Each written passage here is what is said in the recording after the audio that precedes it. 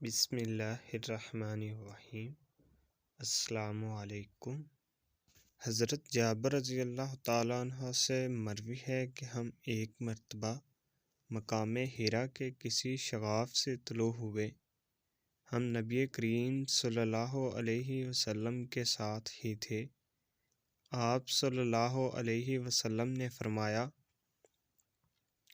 خروج دجال کے وقت مدینہ منورہ بہترین زمین ہوگی۔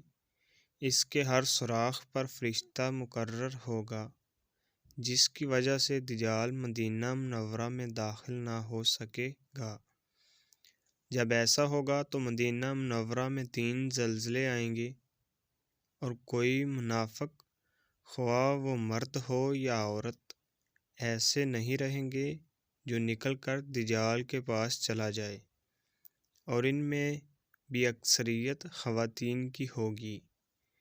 اسے یوم تحسیس کہا جائے گا، کیونکہ یہ وہی دن ہوگا جس دن مدینہ منورہ اپنے میل کچیل کو اس طرح سے نکال دے گا جیسے لوہار کی بھٹی لوہے کے میل کچیل کو دور کر دیتی ہے۔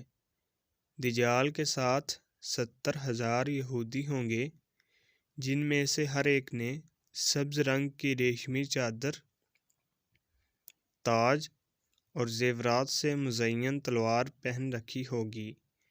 وہ اس جگہ اپنا خیمہ لگائیں گے جہاں اب بارش کا پانی اکٹھا ہوتا ہے۔ پھر فرمایا کہ اب سے پہلے اور قیامت تک دجال سے بڑا کوئی فتنہ ہوا ہے اور نہ ہوگا، اور ہر نبی نے اس سے اپنی امت کو ڈرایا ہے۔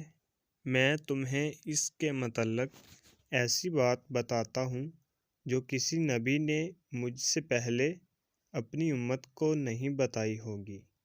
پھر آپ صلی اللہ علیہ وسلم نے اپنی آنکھ مبارک پر ہاتھ رکھ کر فرمایا کہ میں گواہی دیتا ہوں کہ اللہ تعالیٰ کانا نہیں ہے۔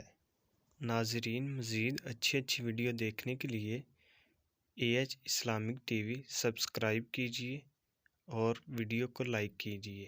شکریہ۔